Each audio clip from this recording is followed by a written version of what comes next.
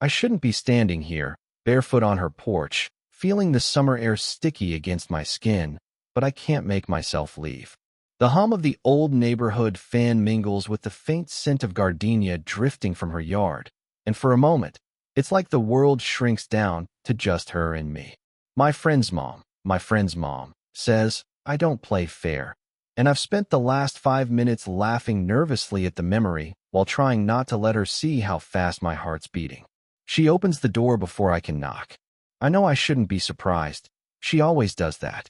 Mid-40s, tall, graceful in that effortless way that makes it look like she's floating even when she's standing still.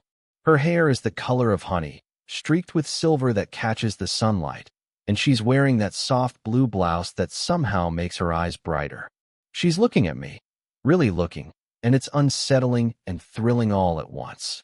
Hey, she says, and her voice is low, teasing, like she knows something I don't. Hi. I manage, trying to keep my hands out of my pockets and failing. My fingers fidget with the strap of my backpack as if it can anchor me to something normal. She steps aside, letting me in, but I hesitate. The hallway smells faintly of vanilla and old books, and I want to memorize it. I want to memorize her. You're early, she says, and there's a flicker in her eyes, something between amusement and, I don't know, curiosity, concern, desire? My stomach knots. Yeah, I just, my words tumble over themselves. I hate how nervous I get around her, how every casual sentence I try to say comes out stuttered, awkward. And she notices. Of course, she notices. She always notices. We sit. She pours tea, and the clink of the cup on the saucer sounds impossibly loud in the quiet room. Her hands, strong but delicate, brush against mine as she passes it over. I catch the contact, just a brush, but it makes me swallow hard. She doesn't pull away. She just tilts her head, studying me, like she's trying to see the person behind the fumbling, 19-year-old boy in front of her. I'm hyper-aware of everything. Her soft sigh as she settles into the couch, the way her leg crosses slowly, deliberately, the faint scent of her perfume that sticks to the air around her. I shouldn't feel like this. She's my friend's mom. But the thing is, I do. And she looks at me in a way that makes it impossible to pretend it's nothing. So, she says finally, breaking the silence that has stretched long enough for me to feel exposed. What brings you here today?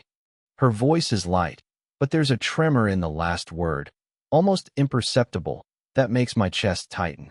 I just wanted to see you, I admit. My confession hangs in the air, unpolished, too honest, too much. She doesn't answer right away. She tilts her head, watching me, lips pressed together, and the room is quiet except for the faint hum of the ceiling fan. Then she smiles, slow, knowing, the kind that makes me forget how to breathe. Before either of us can say anything else, the doorbell rings. Sharp, sudden, too real. I freeze, my heart hammering. She pauses mid-smile, and for a brief second, our eyes lock, wide and questioning, and I know neither of us expected whoever, or whatever, is waiting outside. I glance at the door, half expecting my friend to be standing there, his face twisted in confusion or disapproval. But no one is there, just the empty porch, the hum of cicadas outside, and her. She lets out a soft sigh and shakes her head, like she's telling me without words that I should have knocked instead of waiting, but also that she's glad I didn't. We settle back into the living room, and I notice the framed photos lining the mantel. Her with my friend, of course, smiling at some baseball game or birthday party. But there's one tucked to the side, smaller, older, a man with kind eyes, his arm around her shoulder. She catches my gaze lingering and tucks the photo partially behind a vase. I didn't mean to pry, I say quickly, feeling my face flush. She shakes her head. It's fine. That's my ex-husband. We didn't end badly, just quietly. Her fingers trace the edge of the vase. Divorce is strange. It leaves pieces of you behind, even when you think you're whole. She doesn't look at me, but her voice softens, almost fragile. I swallow hard, imagining her in her 20s, laughing with someone else, her world entirely different. The thought is both painful and exhilarating, because now she's here, sitting in the same room, looking at me with that weight of experience in her eyes. I feel younger somehow, incomplete, like I haven't caught up yet. I get that, I say, and immediately hate how small it sounds. I've had my own share. Doesn't make it easier. I glance at her. She doesn't ask for details, but I can see her curiosity in the way she tilts her head, quietly urging me to say more. I hesitate, then shake my head. Some things are too raw. The room feels smaller, tighter. I notice the way her foot nudges against mine under the coffee table. Not quite accidental, not quite deliberate. I try not to react, but I do anyway. My hand twitches as if it wants to reach out, to close the distance she's so carefully letting exist. It's unusual, she murmurs, almost to herself. People don't usually connect like this. Not when the world would label it complicated. She finally looks at me, and there it is, something unspoken, heavy, dangerous, but also magnetic. I want to say something smart, something that explains this pull I feel. But my throat tightens. So I just nod. And she nods back. Silence stretches, but it doesn't feel empty. It hums. Tense. Charged. Then she laughs softly, a low, breathy sound that brushes against my nerves. Remember that summer when you and your friend tried to build a treehouse and ended up almost breaking the fence? I grinned despite myself, the memory warming me. Yeah, you came out yelling, and I was furious, she interrupts, but the corners of her mouth twitch. And you looked so guilty, like a little storm cloud following you around. She pauses, studying my face. Her gaze lingers just long enough to make my pulse spike. I shift closer without realizing, just a fraction, enough that our knees brush. She doesn't pull away. Our eyes meet, held, measuring, daring, and for a heartbeat, the air between us vibrates with every unsaid thing, every suppressed thought, every fleeting wish. I was about to say something I didn't even know I should say, when the front door creaked. My chest froze. "Mom," a voice called from the hallway. Her eyes snapped to the doorway, sharp and panicked. She straightened instantly, adjusting the blouse she'd been wearing like armor. "It's no one," she said quickly, but the tremor in her voice betrayed her.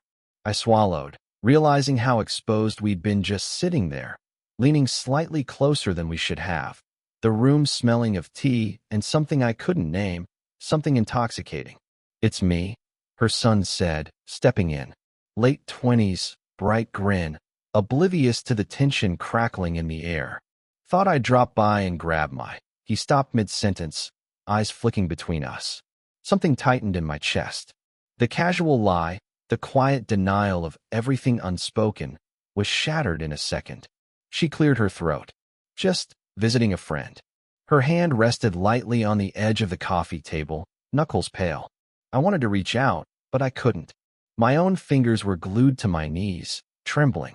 Her son smiled, suspicious, then shrugged. "All right, but you two look cozy." And just like that, he left, and the air sagged between us, thick with words neither of us dared speak. I let out a shaky breath.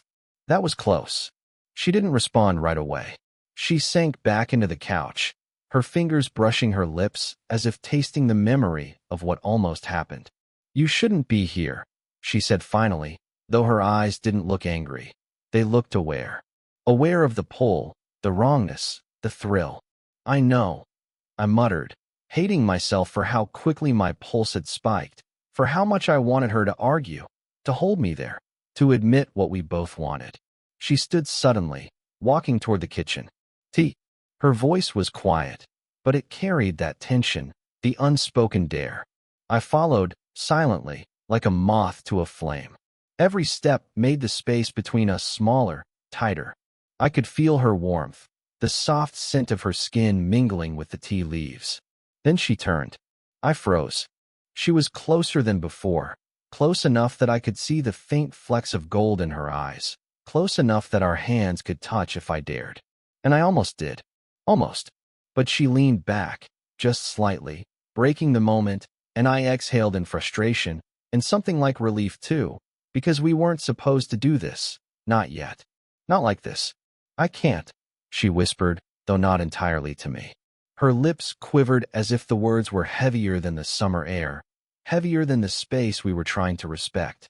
I wanted to argue, to close the distance anyway, but the sound of the front doorbell rang again. My heart nearly stopped. Who else? Her son? Someone else entirely? She flinched, just slightly, and for a fraction of a second, our eyes locked. That unspoken understanding was there again. The danger, the pull, the something neither of us could name yet, but the world was intruding. And just like that, the quiet, stolen bubble we'd shared shattered, leaving me standing there, wanting, desperate, and more aware than ever that the line we were tiptoeing along was impossibly thin. I hadn't realized how quiet the house had become until her laugh, low, fleeting, careless, echoed from the kitchen. My chest tightened. Every laugh she gave to someone else, even her son, felt like it landed somewhere inside me, staking a claim I didn't want to admit. I was sitting in the living room, pretending to scroll through my phone, but I wasn't. I was watching her, the curve of her neck, the way her hair fell just so over her shoulder, the way she moved like she belonged everywhere and nowhere at the same time. I hated myself a little for it. Hated myself, and yet couldn't stop. Then I saw him, her son, laughing easily, leaning too close, joking with her in that way that only a child can with a parent. And something inside me snapped. I wanted to push him away. I wanted to claim her in a way that was wrong, impossible, and delicious. My fingers gripped the edge of the armrest so tightly I could feel the tension through my palms. She noticed. I know she did. Her gaze flicked to me for the briefest second, and there it was, that look. The one that made my stomach lurch. The one that said she knew exactly what I was feeling and wasn't saying anything either. I wanted to move closer.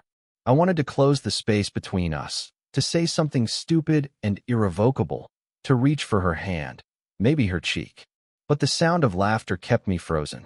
She laughed at a joke I couldn't make, and I hated it. Hated it, because I wanted to be the one making her smile like that. Finally, she turned to leave the kitchen. Her eyes met mine across the room, and my breath caught. It was fleeting, barely a glance, but it carried a charge I could feel in my bones. She stopped at the threshold of the living room, like she was considering something. Why are you looking at me like that? She asked, voice low, careful, teasing but serious. I blinked. Words failed me. I wanted to deny it, hide it, but I couldn't. I don't know, I admitted, and it sounded pathetic even to me. She smiled, slow, knowing, dangerous. Don't lie. The words were small, but they landed heavy. She stepped closer. I could smell her, faint vanilla and something warmer, something like home, or maybe danger, or both. My pulse raced. I wanted to say something, anything, but my voice had deserted me. She paused, just inches away now. Her fingers brushed against mine. Not enough to touch fully, not enough to cross the line, but enough to make it impossible to think clearly. I shouldn't, she whispered, and then stopped, as if saying it aloud made it real. I closed my eyes for a fraction of a second, imagining her in my arms, imagining the moment I could finally reach for her, and then the sound of the front door opening echoed through the house again. I froze, and she froze. For a heartbeat, we just stood there, caught in a moment we weren't allowed, in a space suspended between desire and reality, the world pressing back, warning us, daring us, teasing us. And then, something outside that room, something we couldn't ignore, something that might make us regret everything we'd been holding back, made the hair on my neck stand up. I thought the night had calmed after the front door's last creak. The room was dim, the tea cold in our cups, the air heavy with all the words we hadn't said. I leaned back in the couch, pretending to check my phone again, but really, I was watching her, her profile outlined by the faint golden light from the lamp. She looked fragile, human, and impossibly tempting all at once. Then my phone buzzed. A message from my friend. Dude, just saw you at Mom's. She's alone with you? Really? My stomach dropped. My fingers froze mid-scroll. I could feel my pulse hammering in my ears. How long had he been watching? Who else knew? And why now? I glanced at her. She was staring at the window, calm on the surface, but I could see the tension coiled in her shoulders. I should have warned her, but the words stuck in my throat. The walls I'd built against embarrassment and guilt were cracking, and I could see her noticing, even without looking. She saw? She asked quietly, turning toward me, a flash of panic in her eyes that made my chest tighten. I shook my head, but the lie tasted bitter. I don't think so, I said, voice too loud, too eager. Her fingers twitched as she tucked a strand of hair behind her ear. You have a way of making everything complicated, don't you? The words weren't accusatory. Not really. But they were pointed enough. Sharp enough to slice the fragile calm I'd been clinging to. I wanted to reach for her, wanted to grab her hand, to tell her it was safe, that I was here, but I couldn't. Not with the weight of someone else's eyes, or someone else's expectations, hanging over us. I didn't think he'd notice, I muttered. Her lips pressed together. She walked closer, just past the coffee table, close enough that our knees almost touched. Notice? She whispered, voice low. He's not the only one who notices things. People talk. People see. I've learned that the hard way. I swallowed hard. Her meaning, both warning and promise, settled in my chest like a stone. I couldn't ignore it. I couldn't pretend this was still a game. I don't care, I blurted before I could stop myself. I don't care who knows. I can't stop thinking about this, about you. The words were messy, raw, probably reckless. She froze. Then her eyes softened, just slightly. She stepped closer, close enough that I could feel her warmth, the faint brush of her hand against mine. You have no idea what you're asking, she whispered. And yet, her gaze lingered on me, fierce, haunted, longing. Then the front door clicked open again, and I realized it wasn't my friend this time. Someone else had entered the house, someone whose presence might ruin everything we'd been inching toward, someone who would force us to choose, risk everything or retreat. I could feel my heartbeat in my throat, my hands itching to reach for her, to claim what felt like mine even as the world demanded we step back. And in that moment, the fragile line we were walking snapped. The house was quiet except for the faint hum of the ceiling fan, though my own heartbeat sounded like a drum in my ears. She stood just a few feet away, her eyes searching mine, brimming with something I didn't have a name for yet. Fear, longing, regret, maybe all of it at once. I can't, she whispered. Her voice trembled slightly, though she tried to hide it behind a calm mask. Not like this. Not with him, not with everything around us. I took a step closer. I know it's wrong in a lot of ways. But I can't, my words caught. My throat burned. I can't stop thinking about you. I don't want to stop. She closed her eyes, tilting her head back slightly, as if holding herself together required every ounce of control she had. Then, just as suddenly, she opened her eyes and looked at me, raw and vulnerable. Do you know what that does to someone? To admit it. I don't care, I said, surprising even myself. I stepped forward, close enough that I could feel her warmth, smell the faint scent of her perfume, and see the little flecks of gold in her eyes. I just need you to know. She swallowed hard, trembling, and for a moment I thought she might step back. Instead, she let her hand brush against mine, lightly, almost shyly, and it was enough to make my chest lurch. She didn't pull away, didn't say anything, but I could feel the tension between us, the weight of everything we'd been holding back, coiled and ready to snap. I shouldn't, she whispered, her breath catching. I don't care. I repeated, softer this time, because the words themselves were dangerous, and I wanted her to hear them, to feel them. And then she did something I didn't expect. She leaned in, just slightly, close enough that our foreheads brushed, enough that the space between us vanished. The world outside the living room didn't exist. Not the judgment, not the age gap, not the consequences. Only her, only this moment. Her eyes closed, and I closed mine, savoring the hesitation, the thrill, the messy, real human impossibility of it all. A part of me wanted to reach for her lips, to cross the final line, but another part, the part that feared the fallout, the guilt, the whispers, held me back. We stayed like that for what felt like hours, heartbeats sinking, breaths mingling, hands barely touching, yet speaking more than words ever could. The risk, the attraction, the impossible pull. It all existed in that pause. I don't know what comes next, she whispered finally, her voice so soft it could have been lost in the hum of the fan.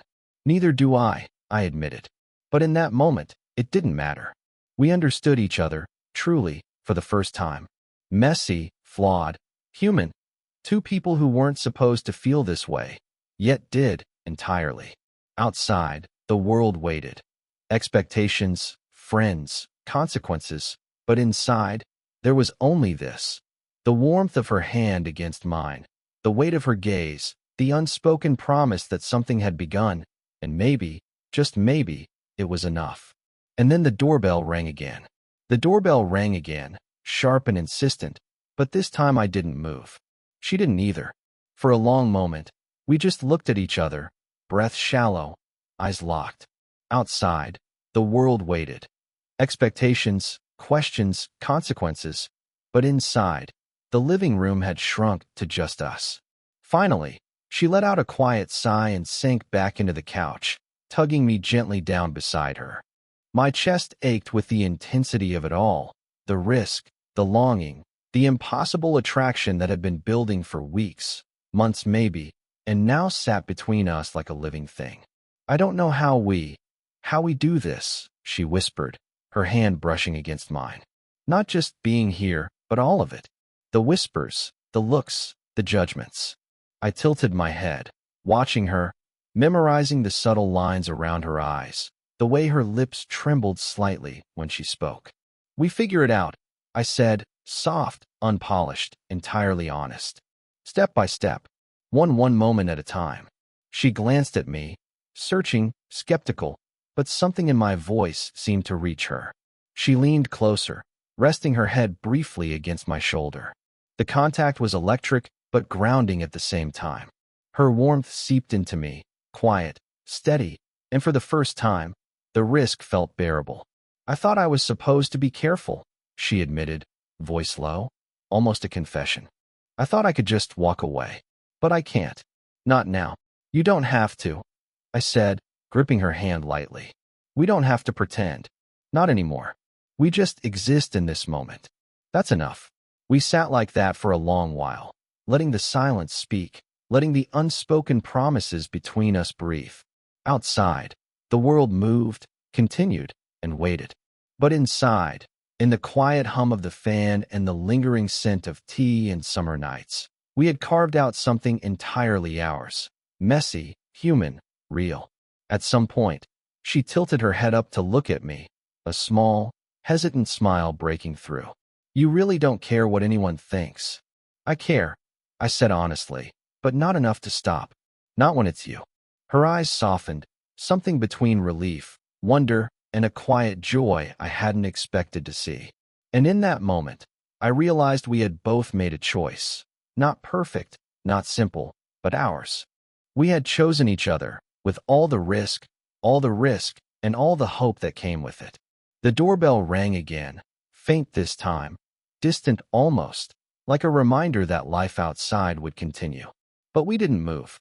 We just stayed, hands entwined, hearts beating, knowing that whatever happened next, we had this impossible, fragile, breathtaking connection.